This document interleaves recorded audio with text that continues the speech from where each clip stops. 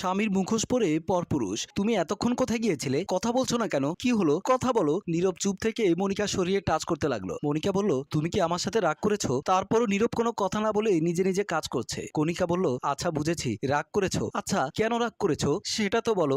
নীরবের সুখ নেওয়ার জন্য কণিকাকে শুইয়ে দিল। কণিকাও নীরবকে জড়িয়ে ধরে শুয়ে পড়লো। নীরবের ভাবে জুলেখা সকালে ঘুম থেকে উঠে দরজা খুলে নীরবের রুমের দরজায় গিয়ে দরজায় নক দিচ্ছে। পেছন দিক থেকে জুলেখার স্বামী অর্থাৎ নীরবের বড় ভাই মনির গিয়ে বলল, কি হয়েছে? তুমি ওদেরকে ডাকছো কেন? ওমা, কেন ডাকছি জানো না? এখন কয়টা বাজে? এতক্ষণ ধরে ঘুমাতে হয়? মনি বলল, তোমার কি লজ্জা শরম বলতে কিছু নেই? যেই রাতে তোমার আমার বাসর হয়েছিল তার 2 দিন পরে আমরা রুম থেকে বের হয়েছিলাম। আমি যখন বের হতে চাইতাম তখন তুমি আমাকে টেনে ধরে রাখতে। এখন ওদের বেলায় কেন এমন করছো?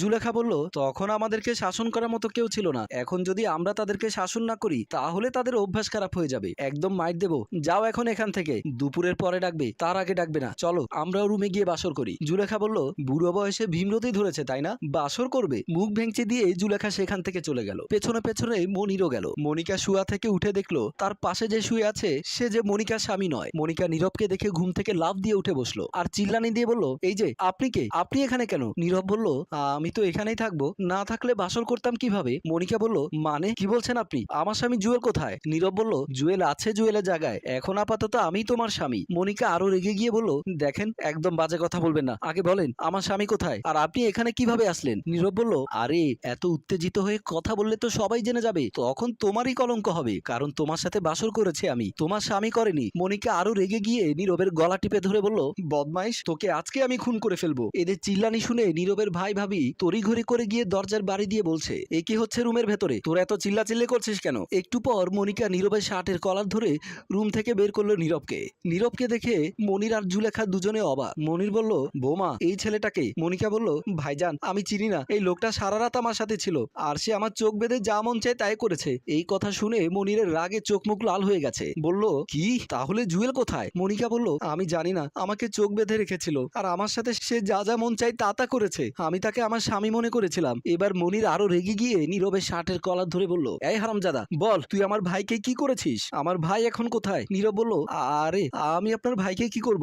আপনার ভাই আমাকে তার বাসর ঘরে রেখে গেছে। মনির বলল, এক থাপ্পড়ে দাঁত সব মাটিতে ফেলে দেব, নিশ্চয় তুই আমার ভাইকে কিছু না কিছু করেছিস। এমন সময় সেখানে জুয়েল গিয়ে বলল, আরে ভাইয়া তোমরা নীরবকে কেন এমন করছো? নীরব আমাকে কিছু করেনি। মনির বলল, কিছু করেনি মানে? তাহলে তুই কাল রাত থেকে কোথায় ছিলি আর তোর বউয়ের সাথেও কি করেছিল? জুয়েল বলল, সে কি করেছিল তা তো আমি জানি না, আমি তো ছিলামই না। আনিকা বলল, তুমি আমার কাছে এই লোকটাকে রেখে গিয়েছিলে? জুয়েল বলল, আমি তাকে রেখে গিয়েছিলাম। ভাবি বলল, জুয়েল আমরা তোমার কথা বুঝতে পারছি না, তুমি তোমার জায়গায় এই লোকটাকে রেখে গিয়েছিলে, তাও আবার বাসর রাতে? জুয়েল বলল, কি হয়েছে তাতে? বউ তো আমার, আমি তো তাকে সবসময় পাবো। আজকে একটা রাত না হয় সে আমার বউয়ের সাথেই থেকেছে, এতে তো আমি খারাপ কিছু দেখছি না। মনির এবার জুয়েলের গালে একটা কষে থাপড় দিয়ে বলল, বদমাইশ, কি বলছিস? তুই জানিস তোর কি লজ্জা শরম নাই? বল কেন এমন করেছিস? জুয়েল বলছে, নীরব আমার ক্লোজ বন্ধু, আমি নীরবকে ছাড়া থাকতে পারি না আর নীরব আমাকে ছাড়া থাকতে পারে না। নীরবের বিয়ে 4 দিন পর জুয়েল মন খারাপ করে এক জায়গায় বসে আছে। জুয়েল পেছন দিকে গিয়ে কাঁধে হাত দিয়ে বলল, কিরে বন্ধু, তুই মন খারাপ করে এখানে বসে আছিস কেন? তোর সাথে আমি বারবার কথা বলার ট্রাই করছি কিন্তু তোর ফোন বন্ধ।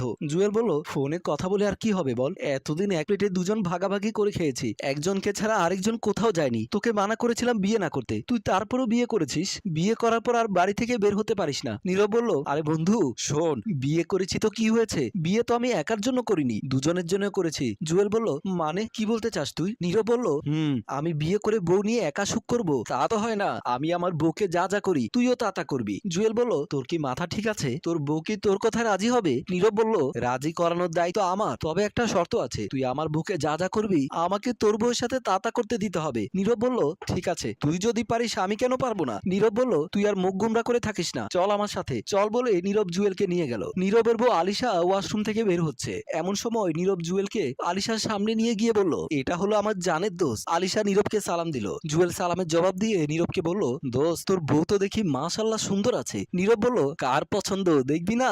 আলিশা বলল, তুমি তোমার বন্ধুকে নিয়ে সোফাতে বসো, আমি তোমাদের জন্য নাস্তা দিচ্ছি। নীরব বলল, চল দোস্ত আগে বসি। নীরব জুয়েলকে নিয়ে গেল। সোফাতে বসতে বসতে জুয়েল নীরবকে বলল, তুই তোর বউকে বললি না কেন? নীরব বলল, আরে আসুক না সে, বলবো তো। এর মধ্যে আলিশা নাস্তা নিয়ে আসলো। নীরব বলল, বসো, তোমার সাথে কথা আছে। আলিশা বসে বলল, কি কথা বলো? নীরব বলল, এটা হলো আমার বন্ধু, আমরা জীবনে একজন আরেকজনকে ছাড়া কোনো কিছুই করি না। আমরা একটা কলা নিলে দুজনেই ভাগ করে খায়, এক কাপ চা নিয়ে দুইজনে অর্ধেক অর্ধেক করে খায়। তোমাকে যে কথা বলতে চেয়েছিলাম দিলাম তুমি আমাকে যেভাবে আদর সোহাগ করো আমার বন্ধুকেও ঠিক সেভাবে আদর সোহাগ করবে, একটু যেন কমতি না হয়। আলিশা বলল, মানে তুমি কি বলতে চাচ্ছ? নীরব বলল, এখনো বোঝনি তুমি? তুমি আজকে থেকে মনে করবে আমরা দুজনই তোমার স্বামী। তুমি আমাকে এক রাত সময় দিলে আমার বন্ধুকেও এক রাত সময় দেবে। এই কথা শুনে আলিশা তেরে বেগুনে জ্বলে উঠলো। রেগে গিয়ে বলল, এই তুমি কি মাতাল হয়ে গেছো? কি উল্টোপাল্টা কথা বলা শুরু করে দিয়েছো? আমি প্লাস্টিকের পণ্য নাকি যে এক একজন এক একবার ব্যবহার করবে? এসব ফালতু কথা আমার সামনে বলবে না, বলে দিলাম। নীরব বলল, শোনো আমি তোমার সাথে ইয়ার্কি করছি না, তুমি আমার বউ,